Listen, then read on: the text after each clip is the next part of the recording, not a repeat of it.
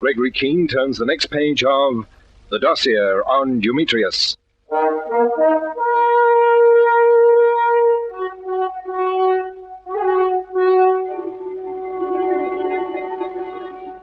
I left Inspector Frayne at Bailey's Hotel that second day with the sun coming up. We'd done all we could. Godowski's body had been taken away. We'd talked to Dora, the housemaid, and other people in the hotel. Ridgway, the chap who'd been found in Godowski's room with the knife, had escaped and we'd lost him. And for the moment, there wasn't a thing we could do but get some sleep. I arrived back at our headquarters on the embankment at about 3 the next afternoon. We'd made arrangements to have another word with the Enser girl, Hetty Bergner, and in the meantime, we dug up all the background information we could about Karl Scammell and the people who'd been on that plane from Berlin. But we were still completely in the dark about the imposter, the man who'd murdered Scammell and taken his place. Cutts was waiting for me when I got there. Good chap, Cutts. Seems to get along with practically no sleep at all. Well, here we are, sir. All the reading matter under the sun, sir. Kindly supplied by War Office records. Good. The Bergner girl hasn't shown up yet, has she? Not yet, sir. No word of Ridgway from Inspector Frayne? No, sir. It wouldn't surprise me if you collected that 10-bob note from the inspector, sir. I'll willingly lose 10 bob cuts to get my hands on Ridgway before the day's out. All right, now. Let's see what records have to say about Karl Alexis Scammell. Born 1912, Vienna. Father naturalized British subject, mother Hungarian. Educated in France, Oxford, the Sorbonne, and Heidelberg. Accomplished linguist. Believed to have been in Spain during the Civil War, later in Balkans and Greece. Left Romania before Nazi advance in 1941, interned Ankara in 1941, escaped to Syria early 1942. Joined British forces in Cairo, April 1942. Sounds just the sort of chap they'd grab at for intelligence cuts. Sounds to me, though, sir, as though he'd been wiser to stay and turned in Turkey. Well, let's have a look a bit further. Yeah. Commissioned Army GHQ, Middle East, 1943. Oh, here's something. Parachuted into Yugoslavia, November 1943. I know a bit about that sort of thing myself. Detached for special duty with French forces of the interior, 1944. Captured. Escaped January 1945. He must have been a pretty slippery customer, sir. Not too many of them got away from the Gestapo. Well, he's certainly been around. And since then, it seems, he was with military intelligence in Germany. Ah, listen to this, right at the end of the summary. All information on this man prior to joining Middle East forces in 1942 supplied by himself. Most details of pre-war background impossible to verify now. Rather significant, that last bit, wouldn't you say, Cutts? Yes, sir. Sounds as though he could have made it all up as he went along. Well, it doesn't matter now. Odd way for a chap to finish up, though, after all that. To be found dead under a pile of rubble in the Gartenstrasse in Berlin. Yes? Oh, all right, ask her to come up with you. Miss Bergner. Tell me, Cutts, how does she impress you? Oh, I'd say she was a pretty sweet dish, sir. A bit out of my class. Yes. It's almost too attractive to be running about Germany with an entertainment unit. But, of course, her singing mightn't be as good as her looks. Righto, Cutts, do your stuff. Yes, sir. Come in, Miss Bergner. The Major's waiting on you now. Hello, Major Keene. How are you? It's very good of you to come along to this rather sinister pile of ours. Do sit down. Oh, thank you. Well, now, we have asked you to come along for 2 reasons, Miss Bergner, and I'll get the first one out of the way at once. I don't want to scare you unduly, but we've reason to believe you're in very grave danger. What on earth for? You and 3 other people saw that 5th man on the plane I talked to you about last night. One of the others has already been killed. Godowski? The American? You've seen the papers. Yes. But I didn't dream there was any connection. How utterly appalling. We're putting a man on to guard your flat, 24 hours a day. You've... a man outside my flat? Oh, he won't get in your way. Oh, but this is terrible. They've nothing to kill me for. I couldn't even give you a description of the other man. Miss Bergner, he doesn't know that. And it looks as though the man who called himself Karl Scammell will stop at absolutely nothing. But who is he? What is he? That is something we'd very much like to know. Now, don't let it upset you. You'll be all right. Tell me something about yourself. What are your plans? Well, my contract with ENSA has expired and I'm not renewing it. I'm looking for a job. You sing, don't you? Yes, but you'll never hear me at Covent Garden. I'm a cabaret singer. You know, nightclubs and all that. I really think I get by on my looks more than my voice. Well, I wish you luck at any rate. Are you English? No, I'm Austrian. Viennese. My father brought me to England in 1933 when I was 14, and we both became British subjects. I see. Well, since last night, have you thought of anything more you could tell us about the imposter? No. I'm terribly sorry. I'd like to Can help you think but... of any little incident on the plane? Anything that happened before the plane took off, perhaps?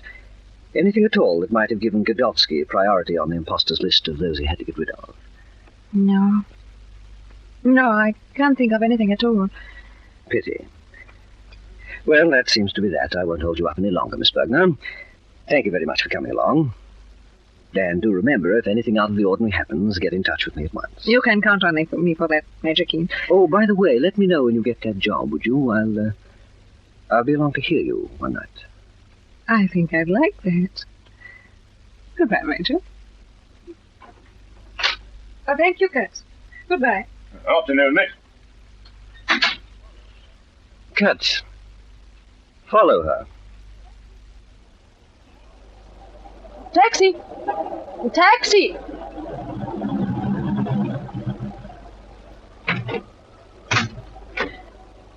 The Bookman Sanatorium, please, cabby. 34 Pillman Road, Hampstead Heath. Right you are, miss.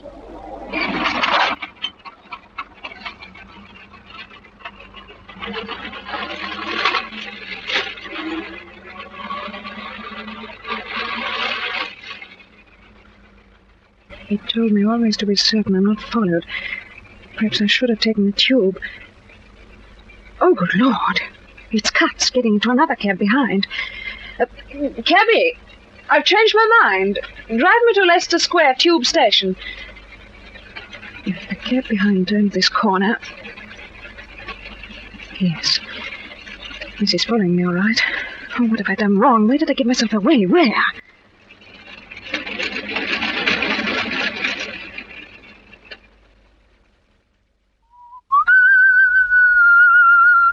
Oh, stop that. It's driving me crazy. I don't know I do it. So there was a man outside your flat, and this fellow followed you from the embankment. But I'm certain I lost him. He was left on the platform. I don't like it. Why should they suspect you? I can't imagine why he should. We'll have to throw them off. I need you too much. You must be free to come and go. You're my only link with Keene and his MI5. Don't you think I realize that? What are we going to do? I think something can be arranged. A convincing attempt on your life, perhaps. Plan in Berlin was perfect. Now, with the camera lost and Ridgway at large and the fourth man, Mitchell, anything can go wrong. You worry too much, Hedin. I'm not concerned with Mitchell. Do you remember his condition on the plane? That still leaves Ridgway. The police will find Ridgway for us, and in the meantime, I carry on here as a patient in Dr. Bookman's sanatorium. The perfect retreat. Why don't you relax? You forget they still don't know who I am. We can afford to wait until they pick him up. You weren't long, Katz. Did you see her safely home? It's got me properly puzzled, sir. You'd think she knew I was right behind her and didn't want to be followed. Yeah? What happened? Well, she hopped in a cab and I grabbed another one. Then she gets out at Leicester Square Tube and waits on the platform for a Piccadilly line train. Waits till it's just going and hops in as the doors slam in my face. Oh, that's odd. Confounded they only sent you along for her own protection, on the spur of the moment. Well, I'll swear she gave me the slip deliberately, sir. That makes you think. Of course, it could just have happened like that.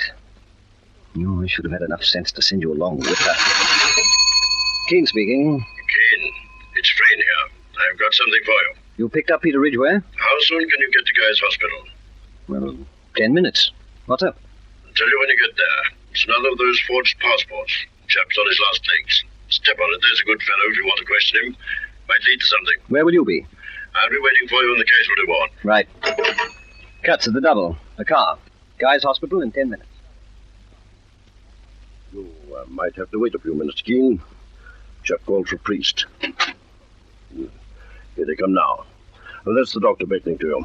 If you want to ask the fellow where he got his forged passport, you'd better hurry. Can he talk? He's been muttering in German, I think. How's yours? No, good enough. What happened, Inspector? Who is the bloke? We can't tell his nationality. He was hanging about outside a jeweller's shop in the Tottenham Court Road. The chap on the beat was only going to move him on, but when he saw our fellow coming, he bolted for his life with the constable after him. He tried to dodge across the road and slipped. The bus went over him. What's his name? The forged passport said Polikoff. Polikoff. We've got a bloke called Polikoff on our list of black market Poles. He's keen now. Do you have any luck? I had the kind of luck you get once in a lifetime. That fellow in there bought his passport 6 months ago in Germany. And he told me the man he bought it from came to London yesterday afternoon on an American plane. Did he tell you the man's name, sir? Yes, he even told me that. Well, come on, men. What is it? Dumetrius.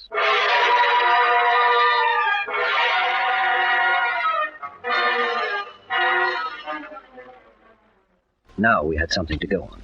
Scammell was coming to London with information about the forged document traffic, but someone had taken his place. On the same afternoon, a supplier of forged papers had come from Berlin to London, also on an American plane. It was too much to be a coincidence. We knew who that someone was. Dumetrius, the man we were after.